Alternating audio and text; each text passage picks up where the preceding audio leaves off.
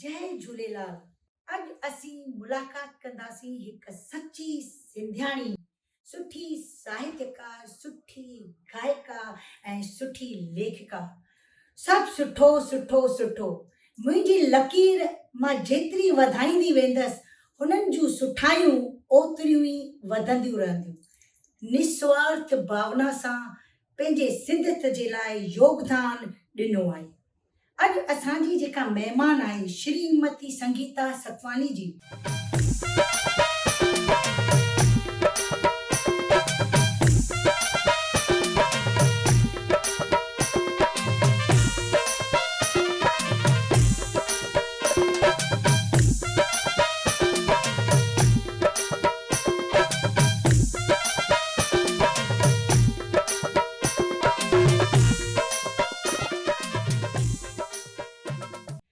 उन्हनि जो असीं स्वागत त कंदासीं, पर उन्हनि जे बारे में अञा बि मूंखे घणो ई कुझु चवणो आहे। हुननि सिंधी संस्कृति ऐं सभ्यता खे वधाइण जे लाइ घणनि ई हंधि कैंपूं हयूं आहिनि ऐं घणेई प्रोग्राम पेश कया आहिनि। कॉन्वेंट स्कूल में वञी करे सिंधी ॿारनि खे सिंधी संस्कृति सभ्यता खां रूबरू कयो आहे। त अहिड़ी गृहिणी वक़्तु कढी करे पंहिंजे सिंधियत खे अॻिरो बढ़ाइण जे लाइ पंहिंजो योगदान ॾिनो आहे ऐं असां पंहिंजे कार्यक्रम खे शुरू कंदासीं उन्हनि जे मधुर आवाज़ सां। त तव्हांजो असीं स्वागत था करियूं पंहिंजे असीं सिंधी यूट्यूब चैनल। जय झूलेलाल दीदी। दीदी सभ खां पहिरीं त तव्हांखे बेशुमार बेशुमार वाधायूं तव्हांजे हिन सुहिणे चैनल जे लाइ। झूलण दर प्रार्थना कंदसि कि तव्हांजो इहो चैनल तमामु अॻिते वधे ऐं तव्हां ख़ूब सारी तरक़ी कयो। जी जी ज़रूरु ज़रूरु, बसि तव्हांजी आसीस लॻंदी ऐं तव्हां बि घणो ई योगदान ॾिनो आहे। एतिरो इन खां मथे असांखे छा खपे। जी बिल्कुलु। त तव्हां पंहिंजे मधुर आवाज़ सां सभिनी ॾिसंदड़नि खे बिल्कुलु एतिरी ख़ुशी ॾियो जो असीं पंहिंजी सिंधी भाषा खे असीं बि चाहियूं कि असीं बि बरक़रार रखी सघूं। अलाए जे छा में, अलाए जे कैसां, अलाए जे छा में राज़िया, अलाए जे कैसां राज़िया, अलाए जे छा में राज़िया, अलाए जे कैसां राज़िया। कोई राजा को फ़कीर बाज़ीगर जी बाज़िया, कोई राजा को फ़कीर बाज़ीगर जी बाज़िया, अलाए जे छा में, अलाए जे कैसां। कंहिंखे लख ॾेई थो लाल करे, कंहिंखे कख ॾेई कंगाल करे, ॾोहा असांजा की न ॾिसे शल पंहिंजी महर करे, ॾोहा असांजा की न ॾिसे शल पंहिंजी महर करे, अलाए जे छा में, अलाए जे कैसां, अलाए जे छा में राज़िया, अलाए जे कैसां राज़िया, अलाए जे छा में राज़िया, अलाए जे कैसां राज़िया। कोई राजा को फ़कीर बाज़ीगर जी बाज़िया, अलाए जे छा में राज़िया, अलाए जे कैसां राज़िया। भाई वाह, जेतिरो गुणगान कयूं ओतिरो घटि आहे। अच्छा संगीता, हाणे मां तव्हां खां हिकिड़ो इहो ई सुवालु पहिरियों पुछणु चाहींदसि कि तव्हां सिंधी सभ्यता यानी सिंधी भाषा जे लाइ तव्हां कॾहिं सोचो ऐं हेतिरो लगाव रखियो आहे सिंधियत जे लाइ, सिंधी भाषा जे लाइ, त इहो तव्हांजे मन में कीअं ऐं कॾहिं खां हुयो? दीदी जीअं त मुंहिंजो जनम ई अहिड़े परिवार सां थियो जो मूंखे नंढे हूंदे खां सिंधी गीत संगीत जे वेझो रही आहियां। मुंहिंजा ॾाॾा साहिब यानी मास्टर रांजन साहिब, जिनखे सूफ़ी कवि मास्टर रांजन साहिब चवंदा आहिनि, मां उन्हनि जी पोटी आहियां। त मुंहिंजी परवरिश ई अहिड़े परिवार में थी आहे जेके सिंधियत सां जुड़ियल आहिनि। मुंहिंजे ॾाॾा साहिब जो बि सिंधियत जे वाधारे में तमामु गहरो कंट्रीब्यूशन रहियो आहे। त उहो ई ॿिज असां में बि आहे ऐं ख़ुशीअ सां पंहिंजे दिलि सां सभु कमु कंदा आहियूं। अच्छा अच्छा। त जीअं तव्हां मास्टर रांजन जन जो ज़िक्र कयो ई आहे, त तव्हां मास्टर रांजन सिंधु भवन जेको ठाहियो आहे, तव्हां फाउंडर बि आहियो, त उते कहिड़ा प्रोग्राम तव्हां पेश कंदा आहियो, माना छा कंदा आहियो? मास्टर रंजन सिंधु भवन, जीअं त नाले मां ई सिंधु भवन मतिलबु सिंधियत सां जुड़ियल जिते सिंधी प्रोग्राम थियनि, त मास्टर रंजन सिंधु भवन में महीने जे हर 3 आर्तवार ते सिंधी म्यूज़िकल धमाका लॻंदा आहिनि, जंहिंमें सिंधी कलाकार अची करे पंहिंजी हाज़िरी भरींदा आहिनि ऐं लॻभॻि जेतिरा बि सिंधी गायक कलाकार आहिनि उहे असां वटि अची करे पंहिंजी हाज़िरी भरे सभिनी खे आनंद वठाईंदा आहिनि। पोइ चाहे घनश्याम वासवाणी हुजनि, काजल चंदीरामानी हुजे या वंदना निरंकारी हुजे ऐं घणाई, ऐं साण साण सिंधियत सां जुड़ियल जेके बि कार्य थींदा आहिनि असीं उते कंदा आहियूं। सिंधी ॾिण वार मल्हाईंदा आहियूं, सिंधी मेला लॻंदा आहिनि ऐं घणो ई कुझु थींदो आहे मास्टर रंजन सिंधु भवन में। ऐं नवनि कलाकारनि खे असां स्टेज ॾींदा आहियूं, उन्हनि खे हिकु प्लेटफॉर्म मिलंदो आहे ॻाइण करण जो। असांजा म्यूज़िशियन्स तमामु सुहिणा आहिनि ऐं नवां कलाकार बि अची करे उते पंहिंजी हाज़िरी भरींदा आहिनि। अच्छा, ॾाढो सुठो। ऐं तव्हां घणेई किताब बि लिखिया आहिनि, त तव्हां कहिड़े विषय ते तव्हां पंहिंजो किताब लिखियो आहे ऐं उहे किताब किथां मिलंदा ऐं घणा किताब लिखिया आहिनि, त असां बि वठी करे उनजो लुत्फ़ वठूं? मूंखे लिखण जो शौक़ु तमामु घणे अरसे खां आहे ऐं मां तमामु घणे अरसे खां घटि में घटि 15 सालनि खां लिखंदी रहंदी आहियां ऐं उन में कविताऊं बि लिखंदी आहियां, मज़मून बि लिखंदी आहियां ऐं आर्टिकल्स बि लिखंदी आहियां, नंढियूं नंढियूं कहाणियूं बि लिखंदी आहियां जेके हिंदवासी अख़बार में ऐं ॿियनि मैगज़िन्स में ईंदियूं रहंदियूं आहिनि। ऐं साण साण मुंहिंजा 2 किताब रिलीज़ थी चुका आहिनि। पहिरियों किताबु आहे मुंहिंजो प्रेम तुंहिंजा रूप अनेक, जंहिंमें 11 कहाणियूं आहिनि औरतुनि जे बारे में, अलॻि अलॻि औरतूं, अॼुकल्ह जूं पढ़ियल लिखियल औरतूं, का इंजीनियर आहे, का डॉक्टर आहे, त काई इवेंट ऑर्गेनाइज़र आहे, यानी कि अलॻि अलॻि औरतूं, काई हाउसवाइफ आहे, उहे कीअं ज़िंदगीअ जी कशमकश करे हेॾा दुख दर्द ॾिसी आख़िर फाइनली प्रेम सां पंहिंजी ओज ते पहुचनि थियूं। हिकु पॉज़िटिव फेस ॾेखारियो आहे सभिनी औरतुनि जो, जंहिंजो नालो आहे प्रेम तुंहिंजा रूप अनेक। ऐं इहो पुस्तक मुंहिंजो 2015 में रिलीज़ थियो हुयो ऐं इहो ऑनलाइन sindhigulab.com ते बि मौजूदु आहे।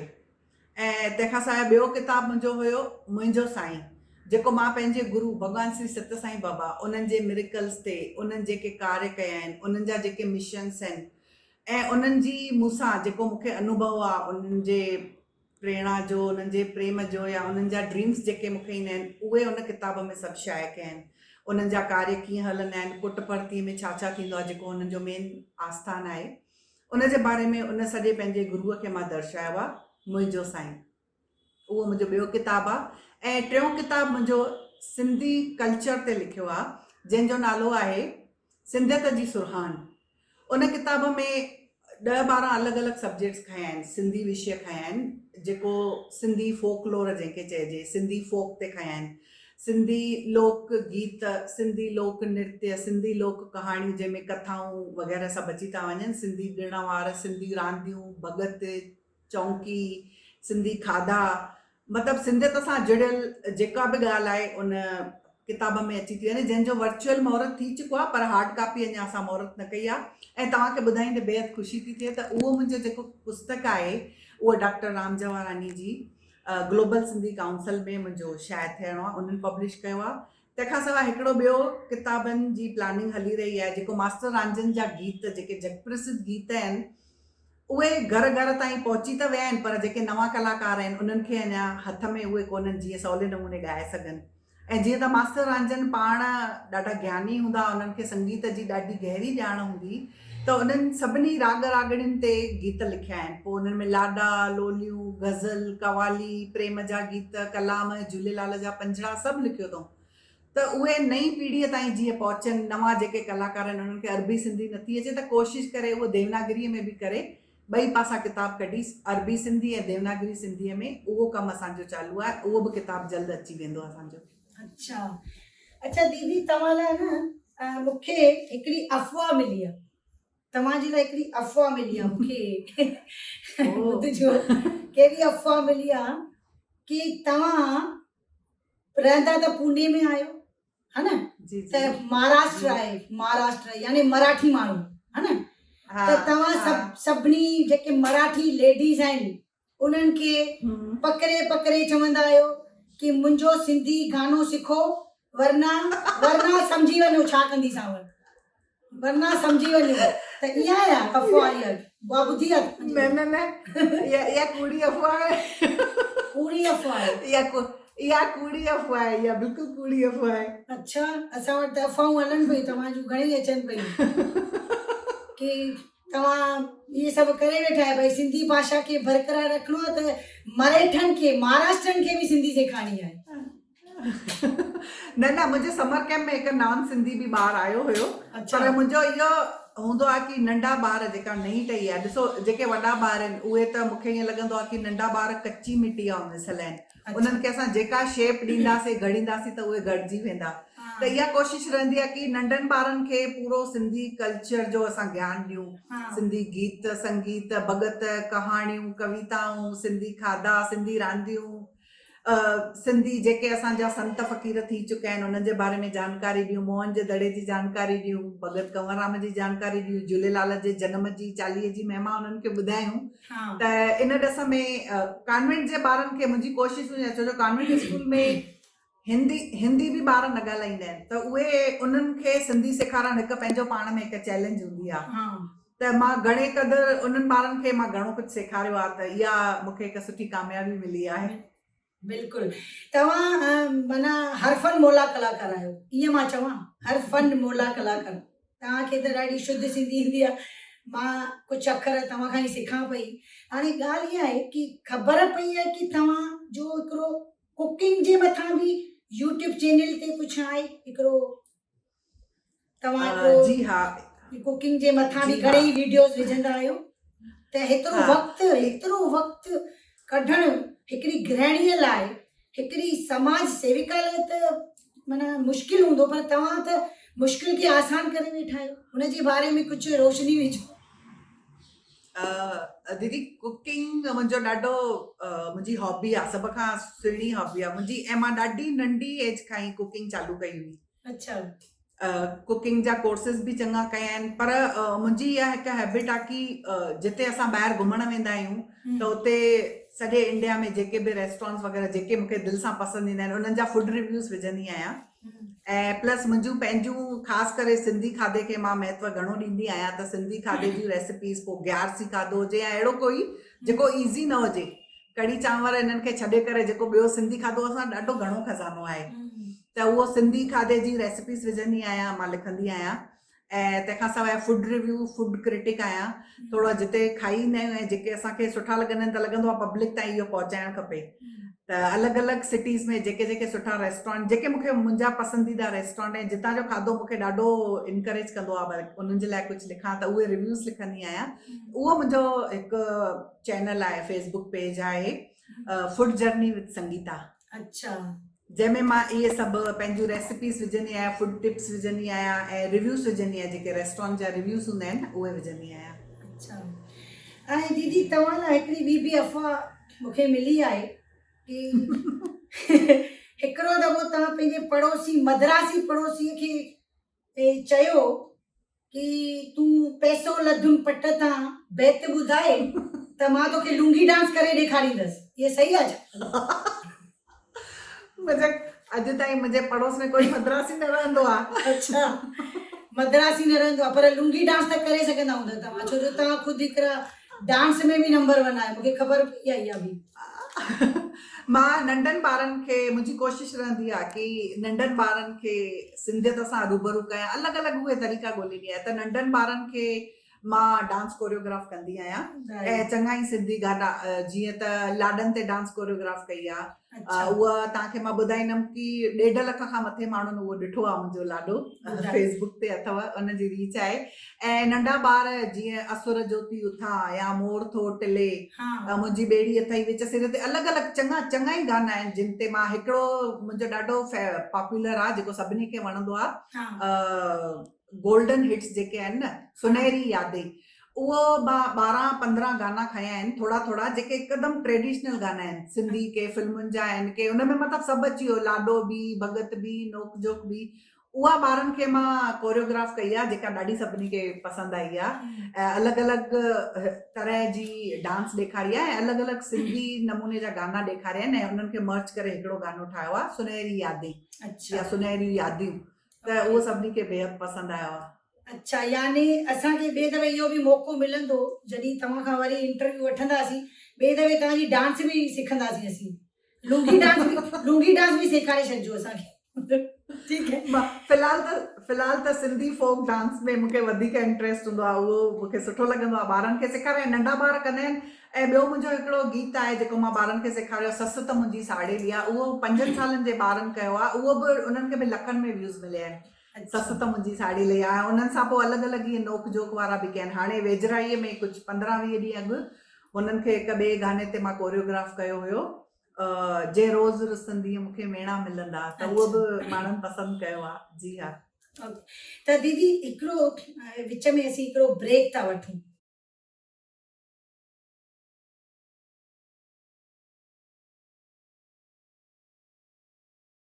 नमस्ते, इहा हक़ीक़त आहे त कामयाबी जी मंज़िल ताईं पहुचण लाइ मार्गदर्शक, गुरु, टीचर हुअणु तमामु ज़रूरी आहे।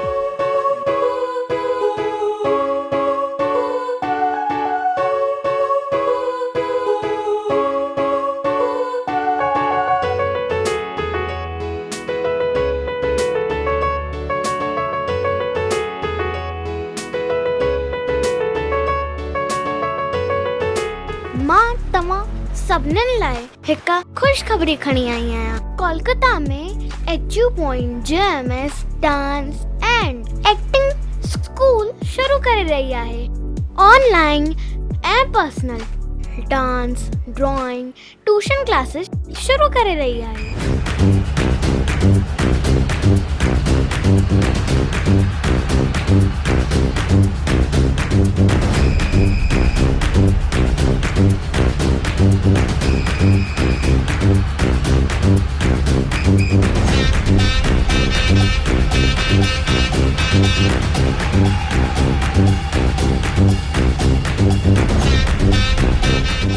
त पोइ देर छा जी, कॉन्टेक्ट कयो मिसिस पायल भारवानी 9831824276 9330806631।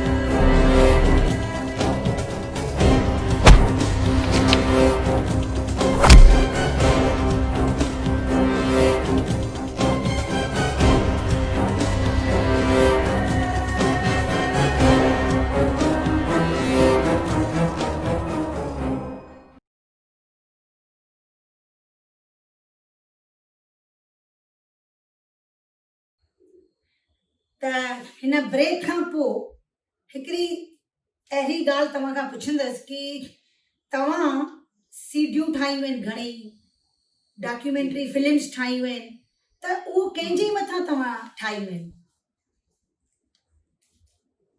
जी जी। मास्टर रांझन जेके पंहिंजे गोल्डन आवाज़ में गीत ॻाए विया हुया, उन्हनि जी कलेक्शन कुझु असां वटि हुई। कुझु मुंहिंजे पिता श्री मोहनदास वलेचा गीत ॻाया, उहा कलेक्शन हुई। ऐं मास्टर रांझन जी वरसी जेका 40 सालनि खां मुंहिंजा पप्पा मल्हाईंदा आहिनि ऐं कुझु 20-22 सालनि खां मां बि उन्हनि सां गॾु आहियां। त हिकु दफ़ो वरसीअ ते असां सॼे परिवार गॾिजी हिकु फुलवारी रांझन जी हिकु CD कढी, जेका असां सभु नॉन सिंगर्स आहियूं, इवन मां बि नॉन मां ॿियो सिंगर न आहियां, असांखे बसि इहा ॾात आहे मास्टर रांझनि जी, थोरो घणो ॻाईंदा आहियूं। ऐं तव्हां बिल्कुलु उन्हनि खे पसंदि कंदा त ॾाढी ख़ुशी थींदी आहे, कुझु करण ते अञा दिलि थींदी आहे। त उहा हिकु CD तयारु कई हुई फुलवारी रांझनि जी, जंहिंमें रांझनि जा जगप्रसिद्ध कलाम असां ॻाया हुया, ऐं उहे ॾाढा सभिनी खे पसंदि आया। ऐं ॿियो मास्टर रांझनि जे जीवनीअ ते हिकु डॉक्यूमेंट्री ठाही।